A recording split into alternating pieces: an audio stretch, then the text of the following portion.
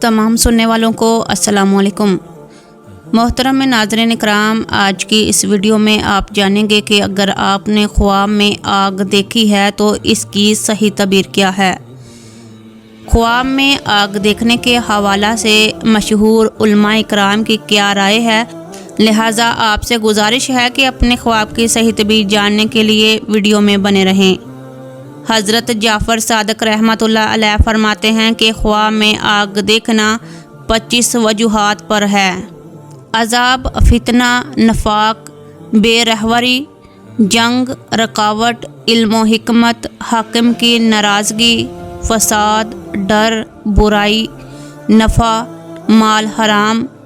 رزق کی فراوانی، سرسام، تون، ابالہ، علم و حکمت، راہ ہدایت، مصائب علام، ترس یا رحم، جل جانا،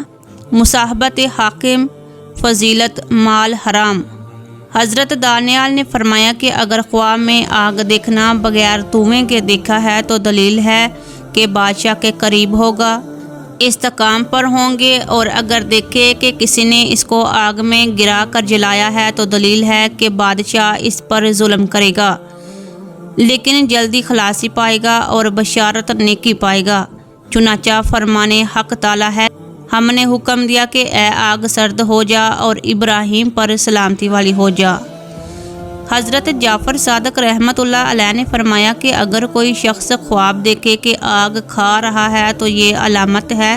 کہ وہ یتیموں اور حقداروں کے اموال پر ناجائز قبضہ کرتا ہے، کیونکہ اللہ کریم نے قرآن پاک میں واضح فرمایا کہ جو لوگ یتیموں کا مال ظلم سے اپنے پیٹوں میں بھرتے ہیں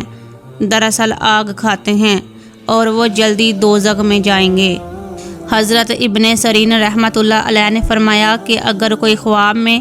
اپنے منہ سے آگ نکلتی دیکھے تو دلیل ہے کہ صاحب خواب جھوٹا اور بہتان طراز ہے۔ اگر خواب دیکھے کہ ہر جگہ آگ جل رہی ہے تو علامت ہے کہ حاکم وقت اور عوام کے درمیان ایلچی اور پیغام رساں مقرر ہوگا، اور اگر کسی کو اپنے پہلو میں آگ روشن نظر آئے مگر کوئی نقصان نہ کرے تو یہ اس کے حق میں اچھی دلیل ہے۔ جو کسی بھی نیکی خیر خواہی کی صورت میں سامنے آ سکتی ہے،